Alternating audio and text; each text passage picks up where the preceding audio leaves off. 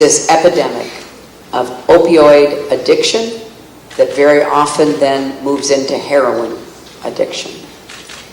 And the heartbreak in families and communities is just overwhelming.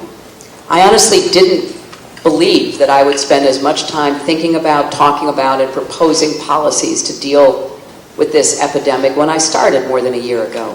I want to do all that I can in this campaign to raise the visibility of this issue. I've laid out a specific agenda about how I would address it as president, working in partnership with states and localities, with some of the people you see here, law enforcement, advocates, judges, and others in treatment and recovery programs.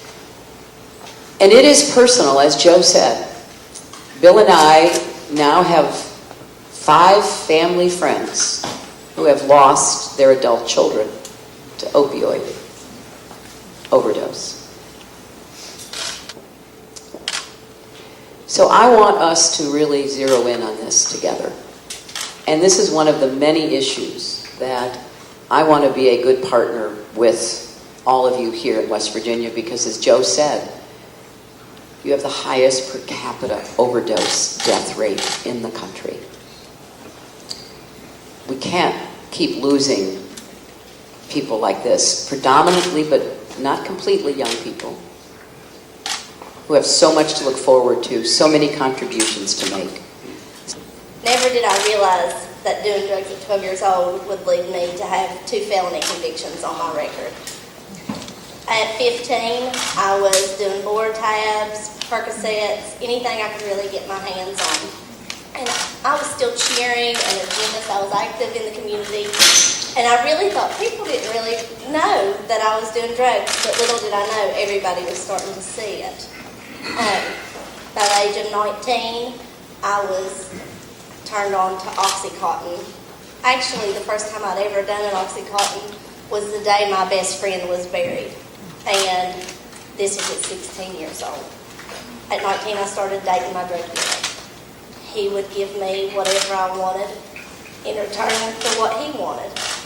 And at that point, I thought, this is the best of both worlds. I can have all my drugs, and I never really looked at anything as going to affect my life.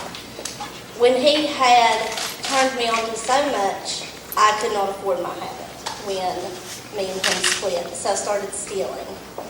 And I would steal when I would sell my body and different things for stuff I wanted. At this point, I was turned on to heroin. Heroin actually scared me to the point where I stayed with Oxycontin, but my drug addiction had grown to 8 to 10 Oxycontins a day. First of all, I want to tell Chelsea, who does have one of the best names, how grateful I am that she is willing to tell her story, and how proud I am. Being a grandmother, I can understand your grandmother's pride that she expressed to you. We need drug courts everywhere. We need recovery and treatment programs everywhere. We need law enforcement leaders like the chief everywhere who understand that we cannot arrest and incarcerate our way out of this problem.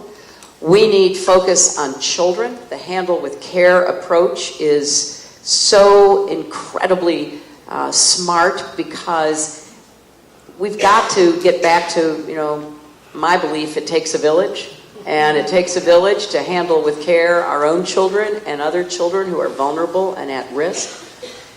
It takes much stronger emphasis, as David was pointing out, on what's happening at the medical end of this, what information and what responses are appropriate. And it does take a statewide perspective, even though you've got to get down to the local level. She cares. She didn't have to be here. It's a state that's going to be very difficult. We all know the challenges we're facing.